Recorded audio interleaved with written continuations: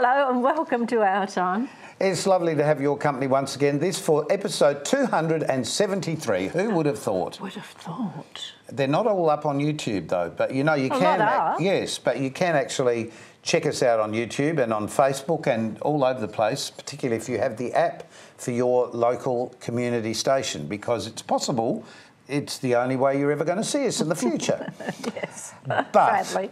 the pleasure of doing this program for both of us has been our opportunity to introduce to you people that probably you wouldn't get a chance to meet, all of whom, everyone has an interesting story to tell, but some stories are really interesting. And this one in particular. And we both did. Well, we couldn't find anybody else, so we brought him in tonight. Stop it. He's a friend of ours. We can talk to him like that. And Faz. But Yes. It's Andrew Faz. Andrew Farron. Here, I know. I've had no. him fixed last week. You did. Faz Farran. Thank you. Everybody knows you as Faz, but why did you get called Faz? Because your real name's Andrew. My real name's Andrew. Look, my brother was actually called Fuzz, and he was called that because he'd got his hair cut. And then as I grew up, they didn't want to call me Little Fuzz anymore. I was too much of an individual. So I became Faz. And it stuck. It stuck. Yes. It's amazing, isn't it, how those nicknames stick with you for life, because I can't think of you as anybody but Faz, to be honest. No. Yes. Look, Not Andrew. I did try and go to Handy Andy for a while, but I did bump into a person from school on a prawn trawler in the middle of the Gulf of Carpentaria. Yes, everybody And he does. yelled out, Faz! And everybody called me Faz again. So I gave up. I like it. But Faz, every day you could be digging a hole or putting in a, whatever you call it, valve, or putting in a other thing in a tap or a whatever. Well, please explain. Well, you need to explain, because you're... Well, I am a plumber by trade. I am the kind of tradesman that can actually turn his hand to anything, but plumbing was the one that I became indentured in. Yes. And I've been very successful plumbing business for 40 years. So it's Congratulations. But one of the real important things is that you're very much a local person as well. You know your local community, you know the buildings, you know where to find this or where to find that, because you've been around for such a long time. Yes, well, look, I really have just done a little local area for the whole 40 years. So not only the buildings, but quite often the older people use me because they trust me. Yeah. And I've got a real local identity. I'm one of those. I'm quite passionate about the local area. So, Well, in his passion, though, we've got some shots, because these are another one of the other unusual side of this man. So by day or by morning early, because he always starts early, here's some kids that are posing with you, and there's Faz on your T-shirt. And this is, you must have done a performance at a school with this? yes, it's actually the library. It's the West Torrens Library, and myself and another partner, Jethro, would go as Faz and Jet, comic magicians, and the two of us would do small magical tricks with a comedy element to it.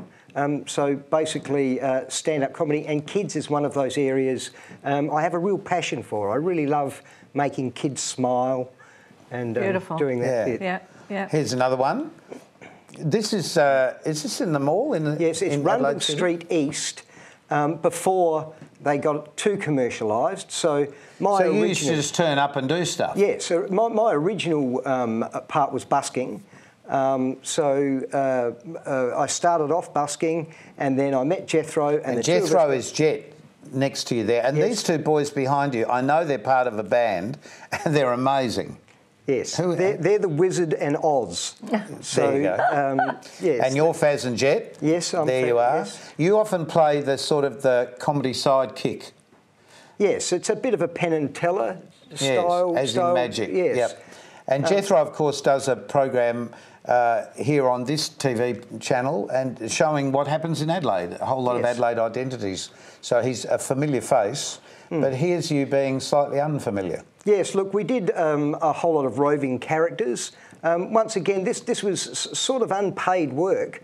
We were busking. I would put the hat out a lot, so I quite like getting money put in the hat. Yes. But really, it was in the days of real busking. And we were probably the original part of the fringe before they started asking us for money. You never look lovelier than this. Yes, no, that's my little elfin look. I did do the Christmas pageant in that a few times. You mean you crashed the Christmas pageant? Yes, we did crash the Christmas pageant. We did just join in. Just join in. Just join I won't in. let you do that anymore. But no, I know. It's always nice to have those things as memories, though, isn't it? Yes, it is. They're fantastic. The thing is, you've really led such a colourful career. And one of the sort of sad things is, and I'd probably call you a deserted dad, for want of a better expression, because your marriage broke up and your boys disappeared. Look, marriage is a wonderful thing when it's working, and divorce is one of those things where things don't always work out the way you expect them to. And, you know, sometimes it's smarter to take a step back when things aren't actually working out correctly. And that's the course I took. And I think a lot of men actually take that decision in the end. For the sake of the children. Well, for the sake of the children, most definitely. And the court system is so heavily weighed against you. So, you know, you sort of go from being their hero. So at one stage, you know, you are the boy's hero. You're their like dad. Superhero. You're their dad. And then all of a sudden you turn into some sort of nasty criminal. So sometimes it's better just to step back and let life go on a little bit and hope they'll eventually come back. You know, unfortunately, I haven't seen them yet, and it's been 13 years. 13 years. So it's a long time. So they've grown up from young boys now to young men. Yeah, 9 and 10, and now they're 21 and 23. But I have full faith. I have full faith in them. That one day they will come back. So yeah, I haven't ever lost that bit. No, good for you. And as you know, with children, you always think about them. Yeah. It's something that you constantly think about daily. Because actually, look, one of them looks really like you, poor soul. A lot like me, yes. But this is really one of the reasons that you've done what you've done in life, I guess. And I know that you do a lot of volunteer work for a lot of people.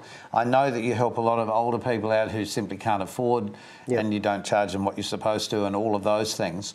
But there's one thing you also do, which is take a holiday each year. Yes, I do. Because you're a mad surfer. I am a mad surfer, yes. There you are. Where was this? That is Madawi. It's in Bali, believe it or not. It's on its way up to the coast of Java. And it's just a wonderful, long left-hand break. OK. And these are some of the local kids with obviously some of your handiwork. Yes, look, twisting balloons is something that comes from busking, really. And you saw the pictures of the balloons before. When I originally went there, these kids had not seen balloons, so they had absolutely no idea what was going on, and I would dress them up as what I called the Pirates of Madawi. Well, and the other, of all of these odd things that you've done in life, this is a spaceship that's built out of, you'll see it's built out of... blue bins. Yeah, blue bins. And we've got a bin, a road cone, a couple of plumbing fittings there. And in the show, a guy came out of that who was an outer space collector, and it ended up being a purple spaceship, as I recall. Yes, it did. And the other thing is that with all of these things that you do, one of the reasons that you've been so proactive, particularly with kids and working with kids, is simply because of virtually losing your own. Yes. Look, when I lost my kids, and it's quite a sad thing, I did suffer from a little bit of depression, and I think the busking was one of the ways I got out of that. But I decided fairly early in the piece I wouldn't mope. I didn't think that would be a good thing to do. So I really threw myself passionately at trying to help everybody else's kids. Well, including creating illusions and things for them with the magic that you do, but you've also been involved with pyro stuff. You've created a house that burnt down in the Festival Theatre. Yes, I did like burning houses down in the Festival Theatre. Fortunately, you didn't burn the theatre. No, very close. But and the magic, but also... There's a photograph here of you that I just think is astonishing. Now, you could be on the moon. Where are you, Faz? Where are you? Look, myself and my two brothers, which are very, very close, I come from a very close family, we're all apiarists. We actually work with bees. So we have bees. So you can call him Honey if you want. Yes, you can. And we do sell Henley honey down at Henley Beach. It's a bit of a tongue twister, that one. Yes. But speaking of being part of a local community, one of the other things that I just think is amazing, there was a local shopping mall that had a bank in it, and the bank decided that they didn't want to stay there anymore because they weren't making enough money. So what happened next? Well, look, I was part of the shopping centre. I worked as the plumber. I knew the owners extremely well. And we realised that without a bank in the shopping centre, the whole area would be under duress. You know, like we need a bank to do our banking and things. So we looked into it and we bought a franchise and created what is called a community bank. So 50% of the profit of that community bank goes directly back to the local community. And one of the volunteer parts that I do with that is I'm a volunteer director on the board of the bank, and we allocate where the money is going to go back to the local community. Right. But this is what I love about the story. Here's a local plumber who becomes a banker or a director of a bank. And we're going to find out more about community banks because we've also invited in the manager of the community bank that Faz is the director of, to find out a little bit more how these banks work, and also just to sort of tie together how if you have a good community spirit, as Faz has had to overcome losing his kids, this is a great way to be involved with life. So we'll be back in a tick and we'll be talking about community banks. Yes.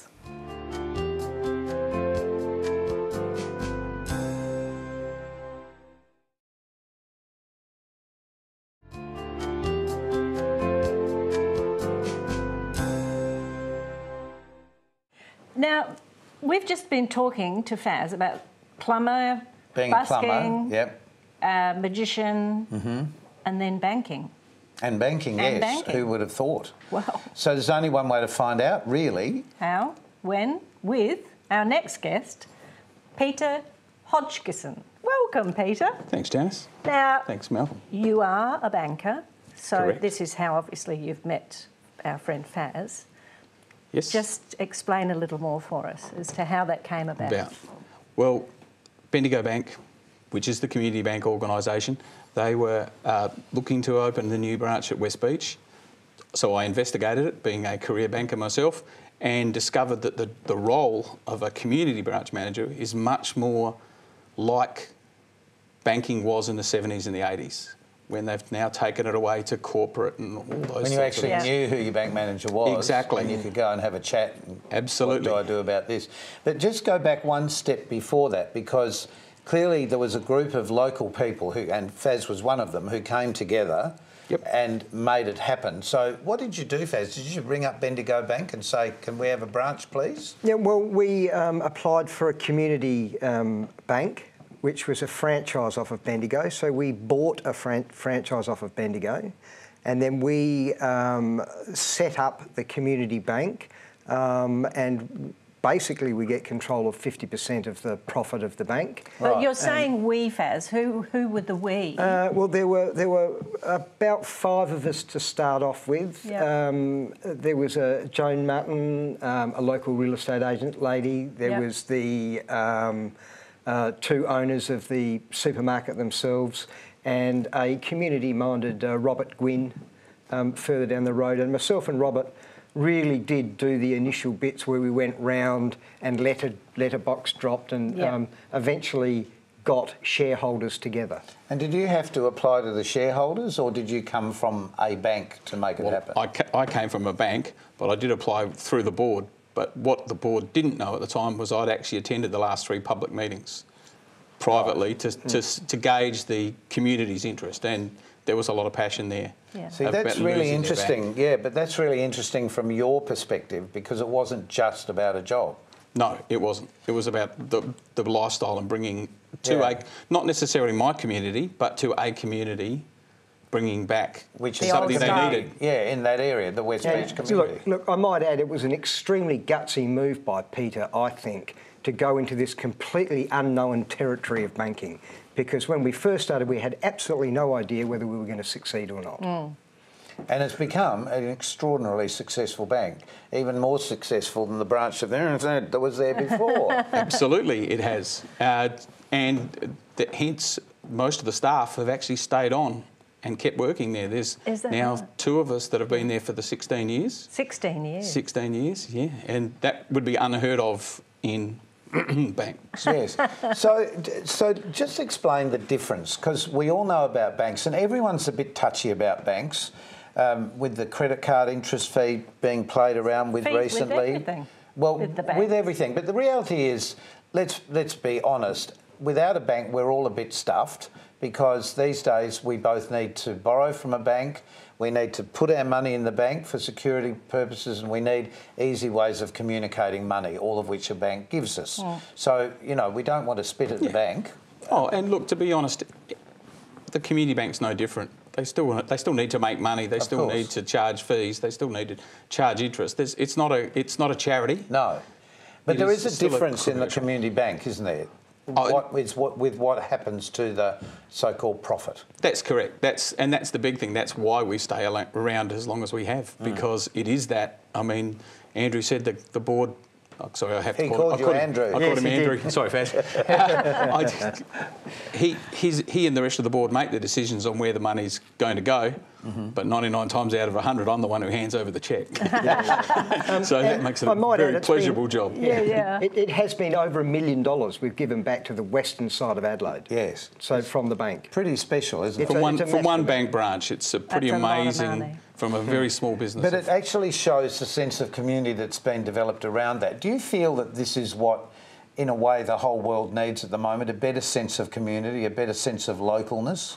I think you're absolutely spot on. Even if you only have to look at the annual reports of every major bank and financial institution in Australia, if it's not in the first sentence, it's in the second sentence, the word community or local.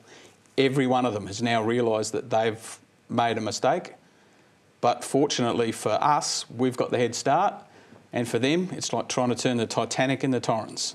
It's going to take a lot of bumps and a lot of bruises to get it around and going back in the right way. Because people have started to distrust banks. That's the costs and fees, the lack of interest. And we realise all those figures are fluctuating constantly. But the reality is, I guess we just want to go back to somebody who actually thinks we're real people, not numbers on paper. Absolutely. Or not even on paper anymore. When I grew up, our next door neighbour was a bank manager, and he basically got me into it, and he was very well respected in the area, whereas by the time I'd left the previous organisation, I told people I worked in the office down the road. I wasn't even game to say that I worked for a bank. Yes. But that's now reversed again. Yes. So, being part of a local community, there are obviously people that apply, and you do have special conditions and special opportunities to apply for some of this funding if you are part of a not-for-profit. Oh, absolutely. Yes, we have 2 different grant rounds during the year. So we generally have one just after the start of the financial year. We contact every not-for-profit community group we've ever been involved with and advise them it's a chance to apply for grants, and then there's an ongoing one throughout the years. I do know of some of the things that you've done, but just list a few of the things you know that you've put money into. My favourite one, of all time, is one that Faz started. I'll go back to calling him Faz. Was with the Henley Surf Club. They were looking to raise some money to build a new club rooms. It was going to take a lot of money and a lot of work. We obviously didn't have the funds to help them with that sort of structure, but they came up with a unique fundraiser, which is their row across the Gulf, where they take a surfboat around to Stansbury. They actually conduct now some training with local kids on the York Peninsula who would never get beach safety training, and then they row back in shifts on the Saturday and raise money. I've been there when they've actually come back in. Yeah. Quite a. I tell you what really impressed me about that was the genuine sense of community with people knowing each other. Yeah. Because, we're sort of losing that contact with each other, and everyone's running around in half naked in their bathers and all of that stuff. But it was just, I think, what human beings should be about, this being Helping able to share each other, because we're all the same. Yeah. But it's not encouraged in a lot of areas. No, but from the financial point of view, we've put in $78,000 over the 11 years, but it's actually raised the club $800,000. It's had a multiplier effect of more than 10 to 1. But as you said, on the community side of it, it's not just us, it's not just the other sponsors.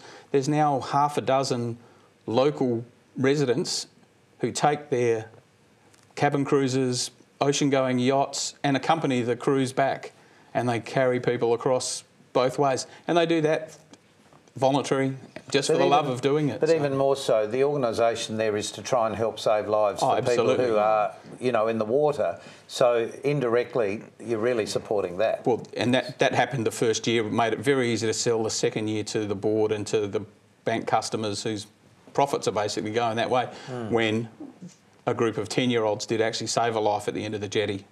And I still remember that one distinctly. And I said the whole 80,000, whatever we ever put into this group, has been paid for multiple times when 4 10-year-olds rescued. Well, see, Phil, our floor manager, is part of all this. So. Oh yes, well, okay, yes. Well, we can get on to his. That's the Sea Rescue Squadron. They've had a number of grants over the years, and theirs is more feed a man a fish. You feed him for a day. Teach a man a fish.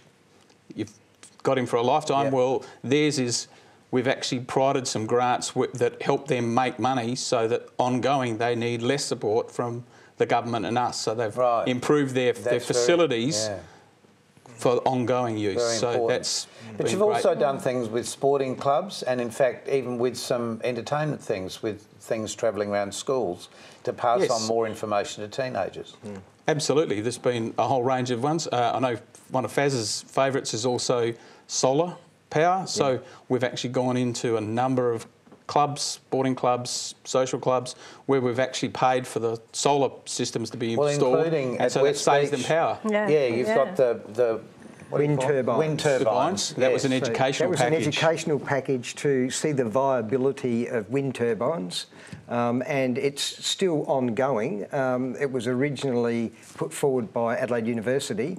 We funded it, and they're taking data on how financially viable wind farming on a smaller scale than the larger scale is. Right, just hold that thought, because we have to take a break and we'll be back in a tick.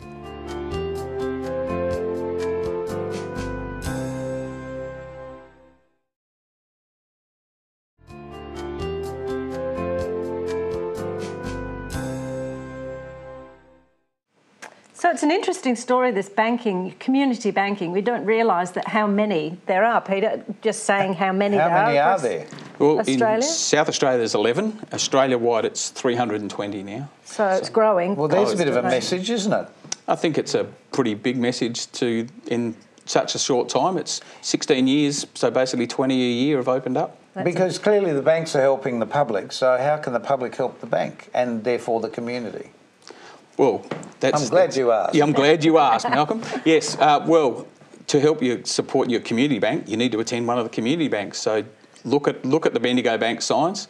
The ones that are a community bank actually have the word community on their branch. Right. Okay. So there's ourselves and 10 others in South Australia. Yeah. Right. So but this program goes all over Australia, so it's interesting for people who are living in Queensland or everywhere. Perth. Absolutely everywhere. So Canberra, Northern Territory, Tassie.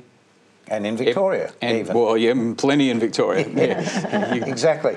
Now, so there's nothing strange or odd about this. Any of the banking needs, like a home loan or any of those sorts of things, it's just the same as going to any of the major other banks? In fact, we've actually got a bigger product range than most of the majors now. There's a number of commercial type products that Bendigo has remained doing that most of the majors have stepped away from.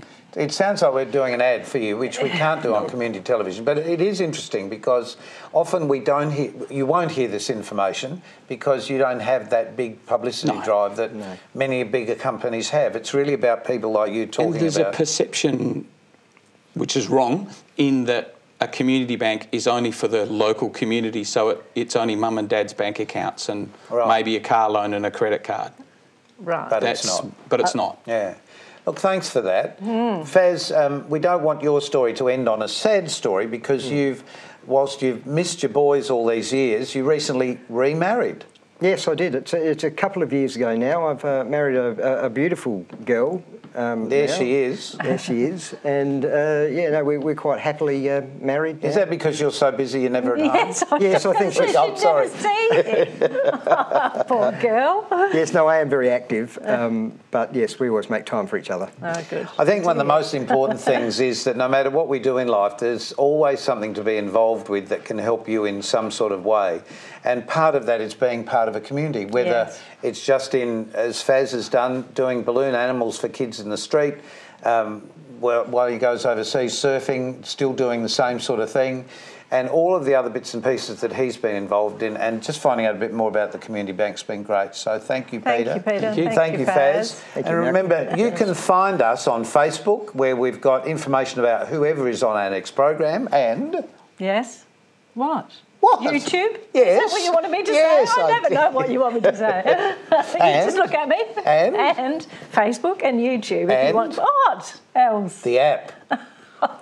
You can talk about We're that. driving everybody nuts talking about the app, but it is important because if community television loses its licence talking about community, which is very likely to happen in the middle of the year, we'd still love to come into your life to chat with people like you've met on this episode. So until next time...